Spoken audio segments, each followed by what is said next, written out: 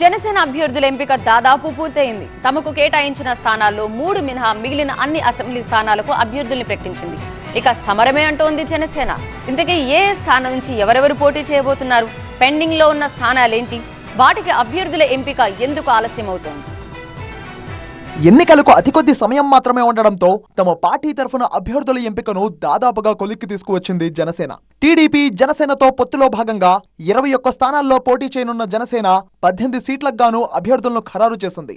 ముందుగా ప్రకటించిన 7 స్థానాలతో కలిపి మొత్తం 18 మందితో కూడిన ఫైనల్ జాబితాను జనసేన రిలీజ్ చేసింది. ముందుగా ప్రకటించినట్టుగానే పిఠాపురం నుంచి పవన్ కళ్యాణ్ పోటీ చేయనుండగా, నెల్లిమర్ల నుంచి లోకం మాధవి, అనకాపల్లి నుంచి కొనతాల రామకృష్ణ, కాకినాడ నుంచి పంతం నానాజీ, రాజానగరం నుంచి బత్తుల బాలరామకృష్ణ పోటీ చేయనున్నారు. ఇక తెనాలి నుంచి నాదెండ్ల మనోహర్, నిడదవోలు నుంచి కందుల దుర్గేష్, పెందుర్తి నుంచి పంచకర్ల రమేష్ బాబు, యలమంచిల నుంచి విజయ్ కుమార్ బరిలో నిలవబోతున్నారు. ఇక మొదటి జాబితాలో టీడీపీ అభ్యర్థిని ప్రకటించిన పి గన్నవరం సీటును అక్కడ కొన్ని నాటకీయ వివాదాస్పద పరిణామాల తర్వాత ఇప్పుడు జనసేనకు వెళ్లిపోయింది. ఈ సీటులో జనసేన తరఫున సత్యనారాయణ బరిలో నిలవనున్నారు.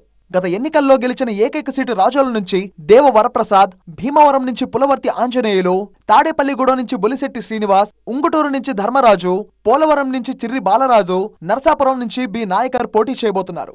గ్రేటర్ రాయలసీమలో కేవలం 2 సీట్లు మాత్రమే జనసేనకు దక్కాయి. వాటిల్లో తిరుపతి నుంచి ఆరణి శ్రీనివాసులు, రైల్వే కోడూరు నుంచి యనమల భాస్కర్ రావుకు జనసేన జాబితాలో చోటు దక్కింది. ఇక పొత్తులో భాగంగా అవనిగడ్డ, పాలకొండ, విశాఖ సౌత్ సీట్లు జనసేన ఖాతాలోకి వెళ్లాయి. అయితే ఈ 3 స్థానాలకు జనసేన ఇంకా అభ్యర్థులను ఖరారు చేయలేదు.